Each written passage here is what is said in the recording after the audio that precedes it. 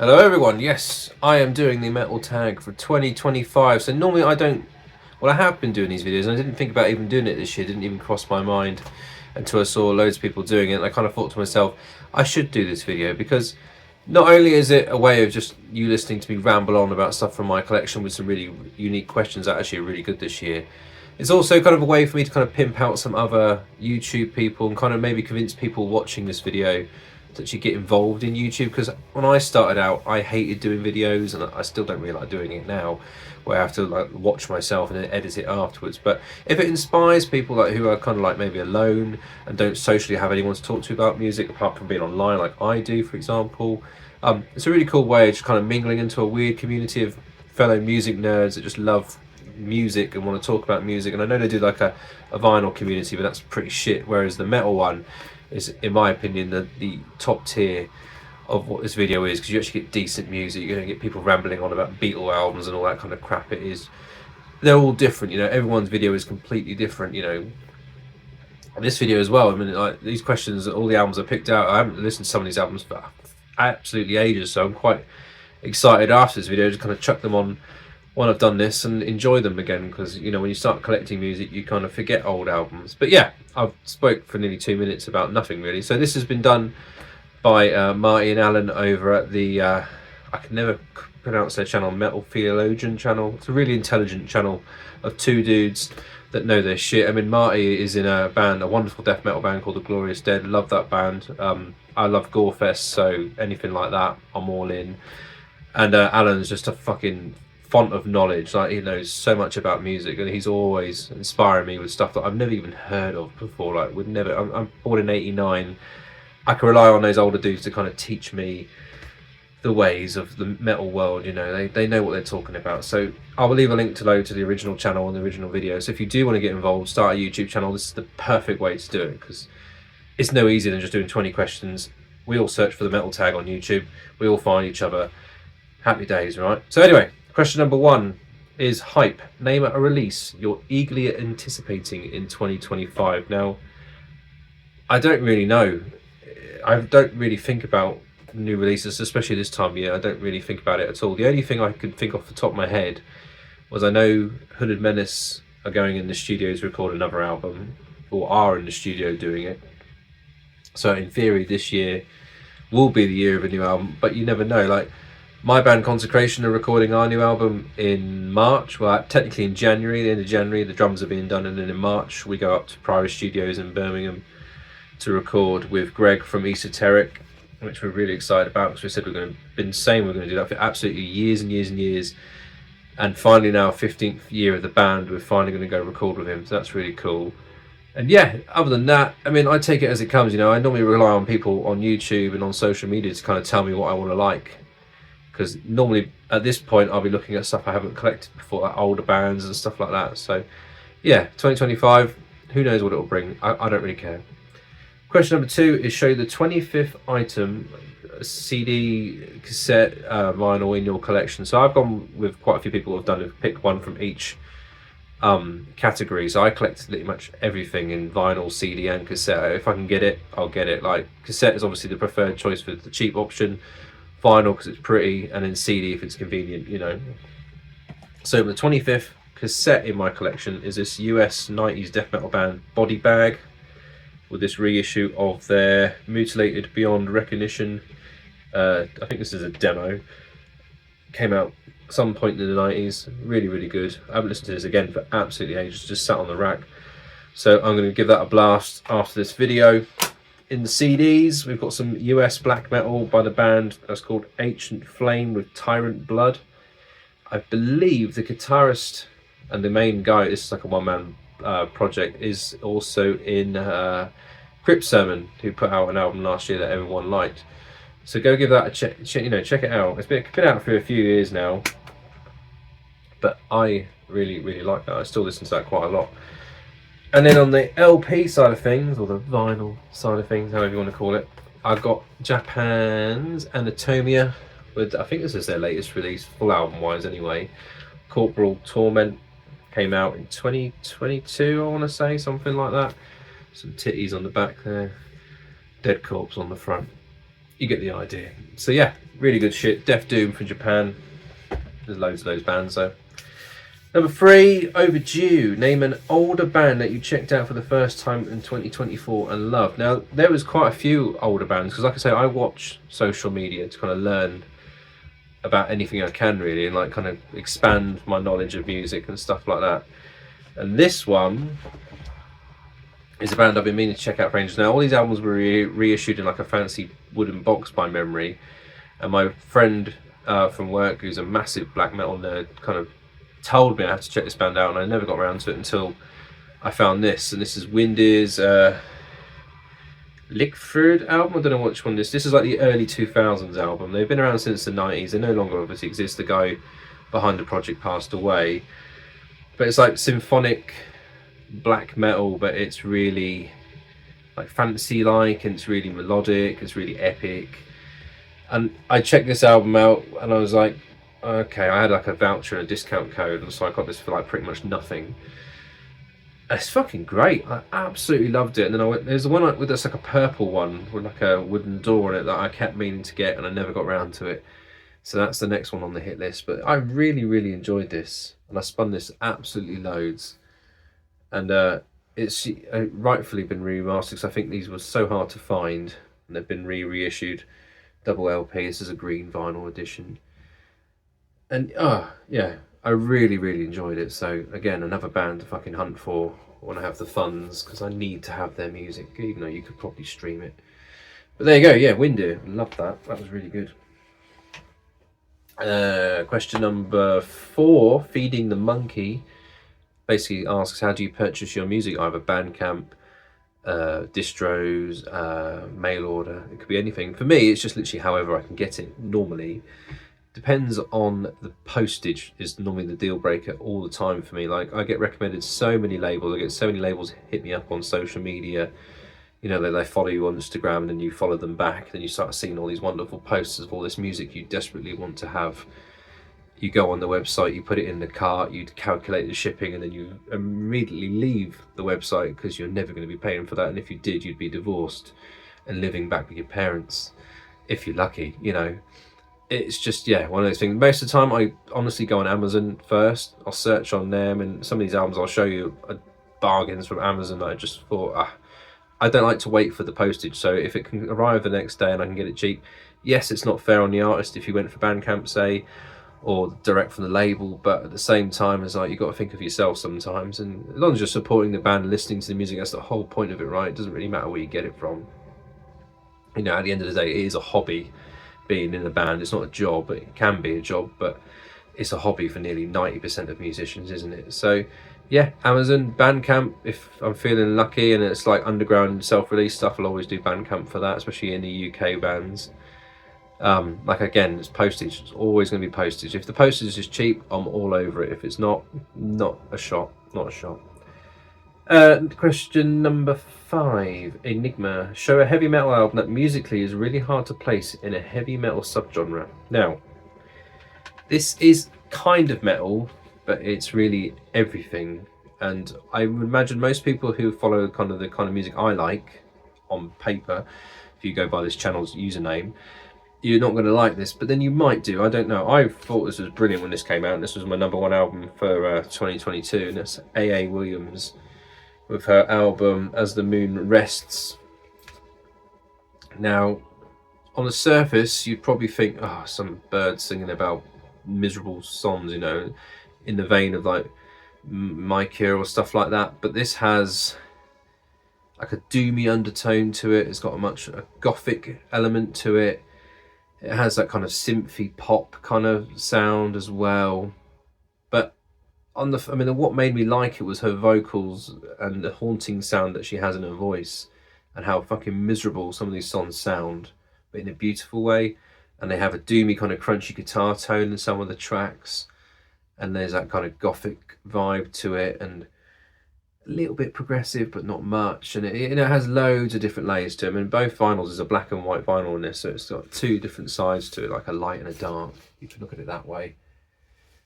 So yeah, that was my answer to that one. That is an album that you can't really categorize as a metal album or a pop album or even a folk. You can't call it anything. It's just a really nice album of songs, you know, that sound of all different styles. So yeah, A.A. Williams. I think she's a UK artist as well. Number 6, Eating Crow. Talk about an album you used to hate, but after years you finally liked it, basically. And this is a funny one for me because I blindly bought this just because it was cheap again on Amazon. And I knew in the future it'll be worth a few quid, and it's a bit of a collector's piece. But then actually when I listened to the album properly, I then discovered, oh, I really like this. Why didn't I not have this before? And I've always loved the artwork, you know. And that is Iron Maiden's Power Slave.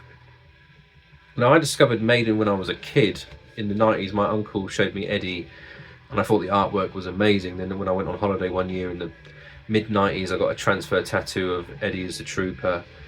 So I always knew about Iron Maiden, and then as a teenager, when growing up in the 2000s music scene, obviously it was dominated by nu metal, so bands like this you weren't going to be playing. And I think at that point their album covers were those really horrible, like Play-Doh character ones that they did, and the really shitty artwork, and I had no interest in them. I thought they were shit, but I still had Edward the Great or something like that, Greatest Hits album, in my CD pouch that I used to carry around everywhere with me. And Edward the Great, was it Edward the Great, something like that. And then over the years I got the best of, and I lived with that. And then I saw them live in like 2007, 2008, and they were brilliant. I thought they were really good, but again, completely ignored them. Then I bought the last 2 albums, yeah, and they've been okay, but very progressive and not really my thing. And then I found this special edition vinyl. So the reason that I actually bought this, not because it's got a really cool inner, but the vinyl itself is on this Zirconculi or something like that. So it looks like that, and then it's that. Granted, when you play it, there's got a lot of surface noise, so it is more of a piece to have than to listen to. I wouldn't say I'd spin this loads. This is more, I've got it, you know, in my collection.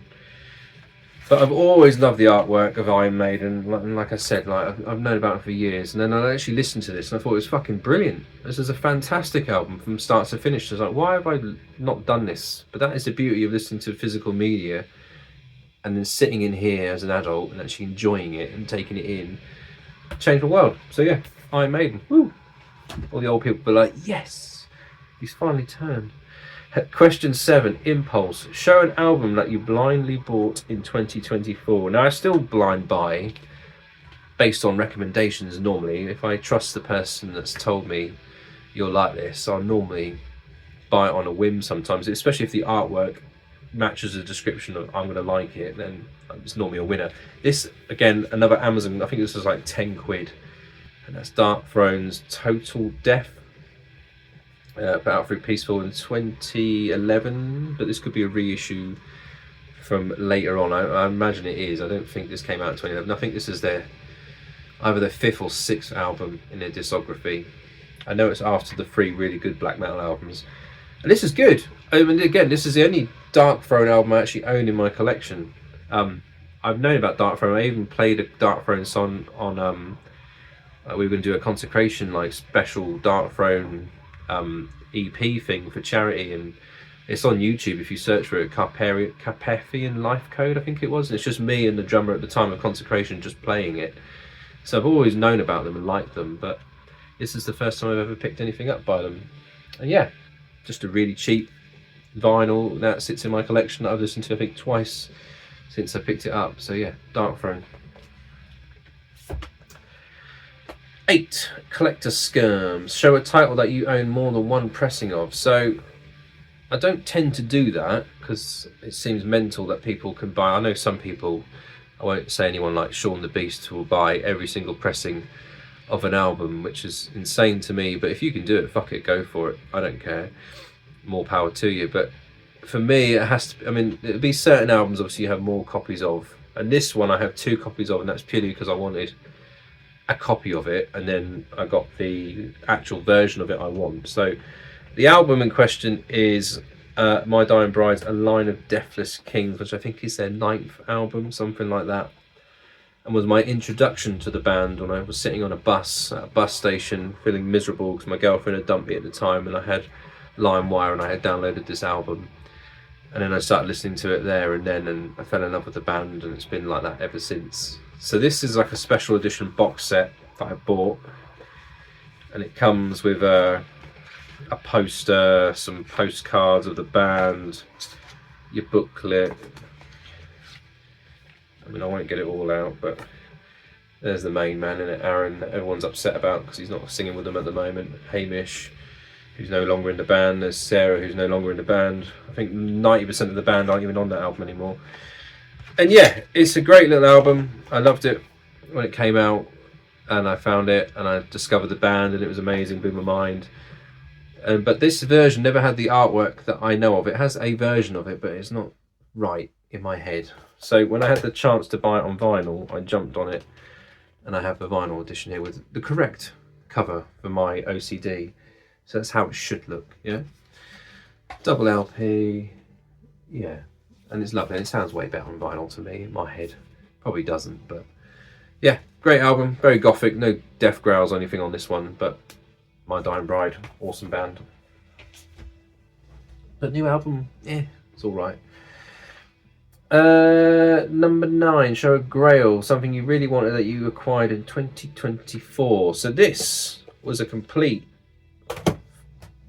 brain melt for me. That I got what they call a VCLT, like a parcel from a fellow viewer of YouTube.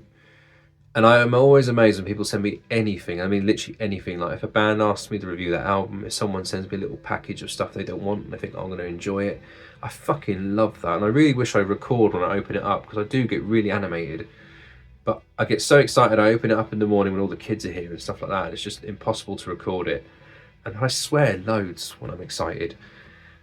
And I just don't think people would want to see that. But I maybe do it one day if people actually wanted to. But it blew my mind when I got this package from Pieface. Everyone gets a package from Pieface.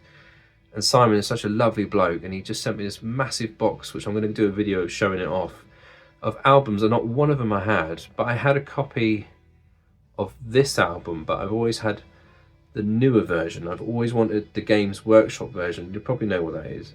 And I know I fucking have it now. Bolt Thrower's Realm of Chaos, with the Games Workshop artwork. I mean, I went mental when I saw this. I'm not even like making it up. I went absolutely mental when I found this. And my wife was like, why are you so excited about that? It's just a CD. And she does not understand anything. I mean, she knows who Bolt Thrower are, which I'll give her credit there. Luckily, I saw them live twice before when Kiddy, the drummer, died. Was it? No, yeah, it's Kid, I can't remember his name.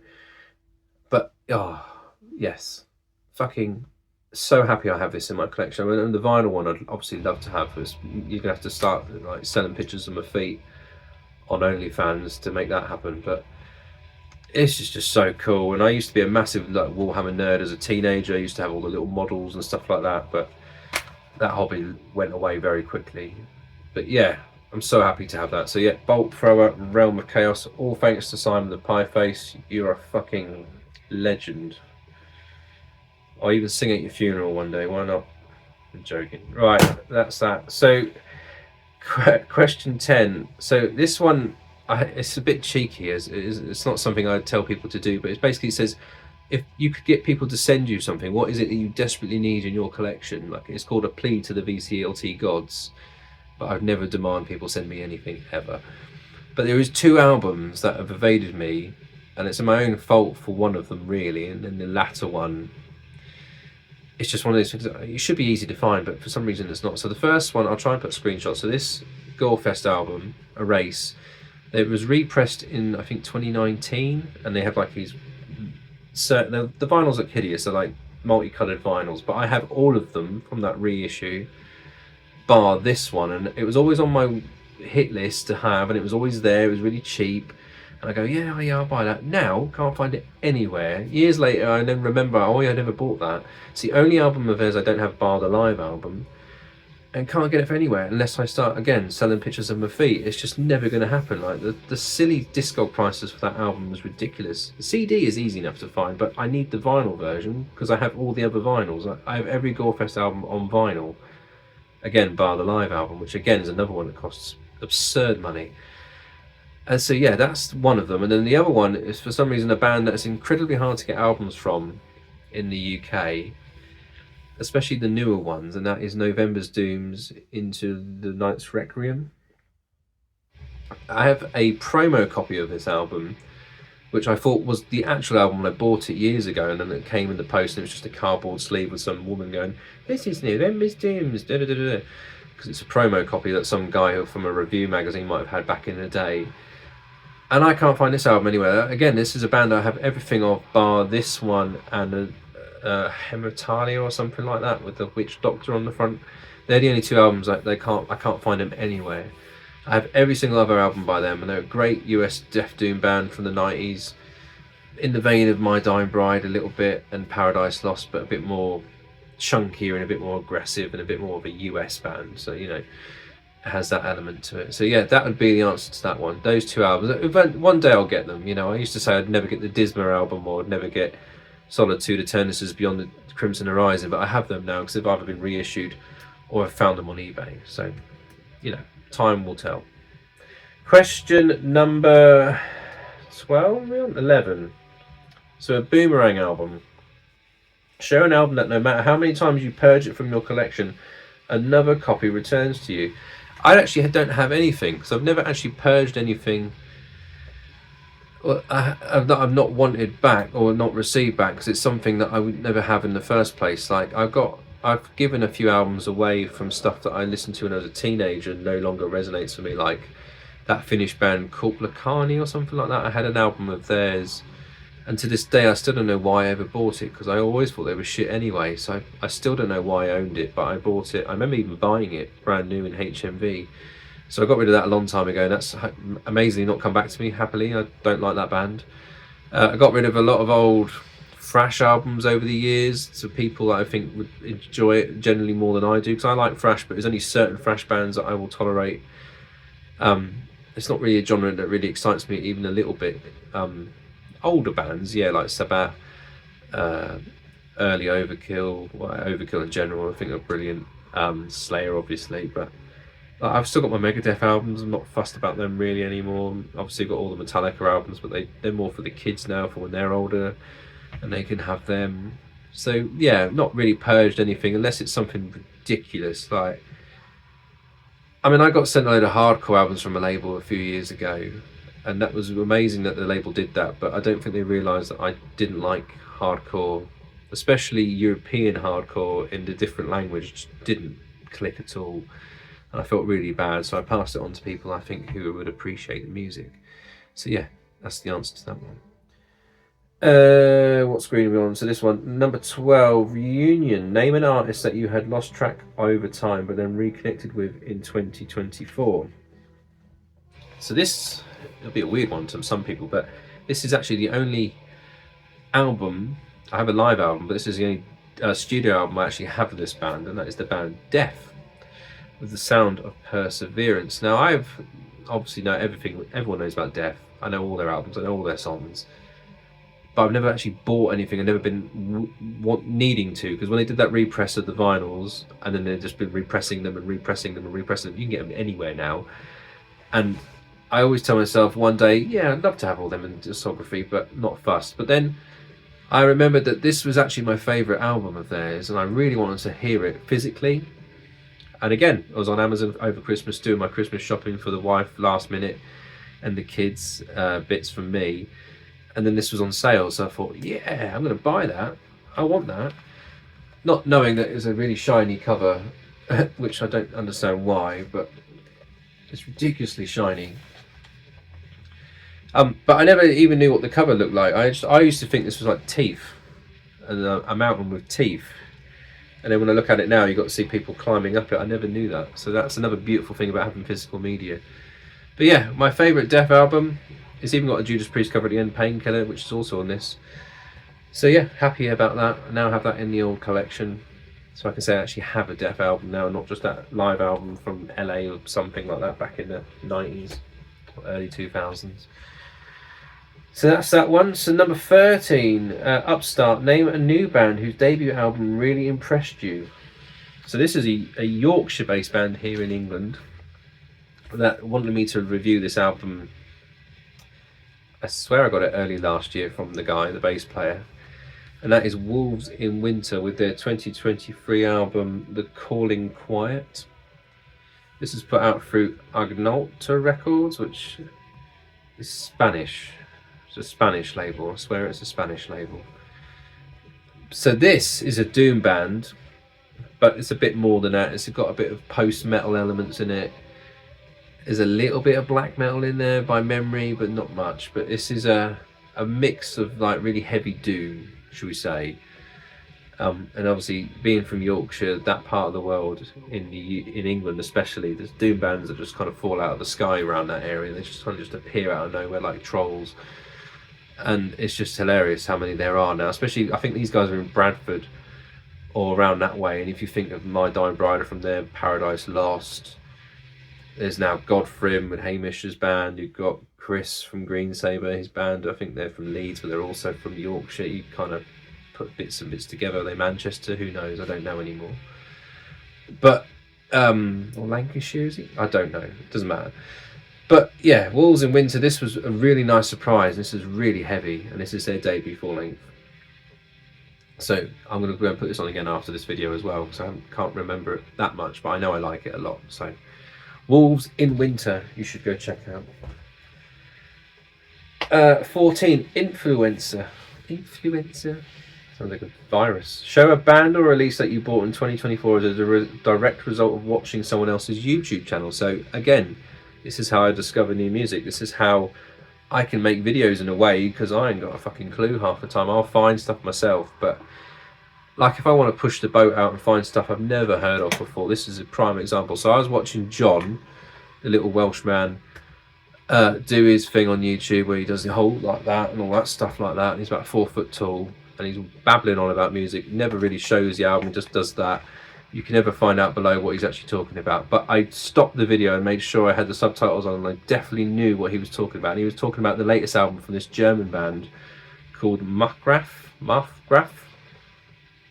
So they put a new album out last year that you can't buy anymore now. I have to find it somewhere on cassette. But it was brilliant. It sounded like King Diamond, but it was black metal. But it was also traditional heavy metal. It was brilliant. Like, and this is the EP I just amazingly found on eBay by chance. Someone was selling here in England, and I jumped on it instantly. So this is their EP prior to the full length. I think it's literally just a self-titled cassette. Nothing fancy. But again, the vocalist sounds like King Diamond, but it's black metal and it works perfectly. It sounds so unique. Even though it's borrowing from all these different styles and bands, but I really, really enjoyed it. And the new album I thought was fantastic, but I couldn't find it anywhere. So that is on my hit list, because this was an amazing recommendation for a band anyway. So yeah, well done, John. Nice one. So that's that question. Question 15, don't judge a book by its cover. Show a great album with bad cover art. Now, this is a Norwegian black metal band that still boggles my mind why this is their album cover, because this is a great album. And I won't pronounce it properly, but I'll put it down there. It's Genjod or something like that, with whatever that album is. And the cover is this. It's just, what this reminds me of is a bloke who's just been on the piss all night, stumbling home after a wild night. He's lost his shirt. He's either got tomato sauce on his hands, or he's had his hands somewhere he shouldn't have, or he's killed someone. Who knows? Walking home through the woods. He's obviously going to get scratched to pieces with all those branches, just wearing those trousers that are definitely going to fall down at some point, judging by how low they are around the hips. But when you listen to it, it sounds fantastic. I mean, when you open it up, you can have that as the cover, which isn't much better. You know, there's just a fat dude and another dude, again, no shirts, covered in what could be blood, could be paint, absolutely wankered in the woods. Who knows? But this is a fucking brilliant album. So if you've never checked it out, they've all been reissued now. So I'm slowly picking up all these ones. There was a new one from last year that was brilliant as well, that I need to grab. So yeah, Genjod, something like that. Roger, my mate Roger, will tell me how to pronounce that. But that was fantastic. I really, really love that album. What are we doing? 16, Rembrandt. Show an album whose cover art was created by one of your favourite artists. So one of my favourite artists to do like metal covers is Paolo Giradi.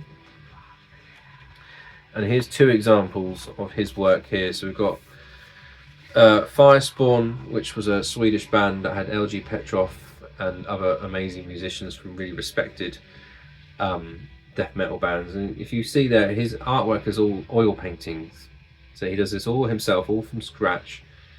And you kind of take it in there, how fucking awesome these look. And you see on his social media page, which I'll leave a link in the description of this video, how he does it and what they look like before they go to the band. And then this one is an Italian death metal band by memory called Death Crush. That's right. I mean, the cover art doesn't make any sense. It's like a load of aliens with machine guns taking on the Vatican and destroying the holy city in Rome by the looks of it. Because you've got some priests down there going on the gallows with these like weird like rat creatures with tentacles or horns. You can't really tell. But yeah, his artwork, I love it. And there's so many bands that have his work. And I've made it a habit of buying them when I see them, just because I love his work so much. Even though if I haven't got a clue what the band is, I'll little dabble, and if I like it enough, I'll buy it just because of the cover. So that's that question. Right, number 17. Name an album that you would like to see reissued on vinyl or CD. That was an easy one for me. This is an Irish band, one-man band, black metal, and this is absolutely amazing. So this band is called Dratna. I can't tell you what the album's called, but it's down there. And it's just some of the best black metal I've ever heard. It's absolutely gorgeous. Does all the music, like everything's done by him himself in his like attic. It's amazing, absolutely amazing. All the unique instruments, all the folk elements to it, everything is done by him. Don't get me wrong, the cassette's nice, and I have all his music on cassette because that's all that exists. But this needs to be on vinyl. Trust me, it's an amazing album. I'll leave a link below to all these albums actually, and you can listen to them. The ones that you might not have heard of anyway. There's the big ones you don't need to, but that for a fact you need to go check out because that is amazing. Number 18. Name an album from a genre that you typically do not listen to very much. Now, synth pop is a genre of music that I don't listen to very much, obviously, but there are certain bands that do it and dive into that realm that then make me listen to it. And like, if you saw my video from 2 years ago, Crosses with the guy from Deftones in it, that is like synthy pop. I really, really like that. And then I think this came out in 2020. Yeah, Ulver's album at the time, Flowers of Evil. This is probably my most listened to album in this whole room. Like, I think I have about over 1,000 or so items in my collection. Probably way more than that actually now. I have like over 900 CDs, over 500 odd vinyls, over 200 odd cassettes. But out of all of that, musically and digitally, this still gets spins. This still gets streams. All my children growing up, the youngest 2 especially, had this blasted out in their bedrooms at night time to kind of calm down, help them sleep when they were babies. It seemed to work. I used to listen to this on my drives home at night to chill me out a bit. And I love it. I fucking love this album so much. It's such a weird discovery for me because at the time, didn't know what it was. I just thought the cover was really intriguing. And then I listened to it. It just blew my mind. Then you learn about the band. It used to be a black metal band. And then you go kind of through their discography and it's just weird. I think I've got about 5 of their albums. And some of them are just mind-boggling. Whereas this, it clicked instantly. Debut clicked instantly. One before this one clicked instantly. And I think they put a new one out last year that I still need to kind of get my head around. And yeah, a gorgeous band. Best track on this one easily is Hour of the Wolf. That's an amazing song. So yeah, Ulver is that one for me. Synth pop, being brought up in the 80s Duran Duran, all that kind of thing. Kind of, it was bound to happen, wasn't it? And question 19, what band do you want to hope to see live? That's an easy one, Candlemass. I've still never seen Candlemass live. I've always wanted to see Candlemass live, and I've never gotten to see Candlemass live. I could say Candlemass again to you. I mean, I have a Candlemass tattoo there that I had when I was 18. It's just a band I've never been able to see live. And Solitude Eternus have been up when I saw them in Texas on YouTube. and it just fucking made my like hair stand on my arms when I was watching that. I was just like, oh, I wish I was there for that. That was an amazing thing to see with Robert Lowe and all the guys. That would have been amazing. That would have been like a life achievement for me. But yeah, it still would be Candlemas for me. One day they'll do a London show or something like that, and I can go over there, because I think my wife would give me the slip to leave the house whenever I wanted to if it was that band. So there's that question. And then question 20, basically recommend some YouTube channels, you know. So this is easy for me because there's so many way better people doing this than me, and they've got less subs than me. So if you haven't subbed these channels, you should be subbed to these channels, especially the latter two I'm going to recommend. So the first one is a new channel I only discovered the other day, and it's called Just Another Heavy Metal Maniac, or just another, yeah, Heavy Metal Maniac. A young lad from America, but his knowledge is insane.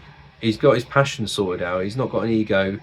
He's not, well, I don't think he's mental anyway, because a lot of Yanks that do the YouTube channel, they just go absolutely bonkers, and they start either getting upset about the sub count, or they get upset about this or that. This happens over here as well, but mostly in the US, I see a lot of YouTubers just go absolutely ballistic if it doesn't work straight away. And it won't on YouTube, it really won't. But he's doing it the right way. He's just kind of ploughing along, doing his thing. Really nice, like structured videos with actual genuine albums that you may not even heard of. You're not just showing like Iron Maiden and Judas Priest, you know, you're showing proper underground music, which is fantastic. So go give him a sub. And then the other one is my man Max. His channel, the Matix, what's he call it? Matix Deep Shadow, something like that. It's just so original, and it's just so him, and that's why I love it. Because one, it's showing music that I want to check out that I don't know. Because I like my black metal a lot, especially in the latter years. It's just been something I really go to, and he is such a fan. You know, knowledge for him is amazing, and the way he does it in that Aussie humour, and he's swearing his head off. I can really relate to that, because that's how I am. And I love it, you know. I'm not maybe as mental as he is, but I'm not far off. And I think if I could drink as much as he does, which I kind of do, it's going to end up that way, you know. But maybe not on camera, but certainly if you watch me around the house, it ain't far off. But I bet he's like a fucking princess at home and doesn't really swear at all. He's just doting dad doing his thing. But yeah, top bloke. Love his channel. And then two elder statesmen that I rely on heavily for my music is going to be Roger Corvick.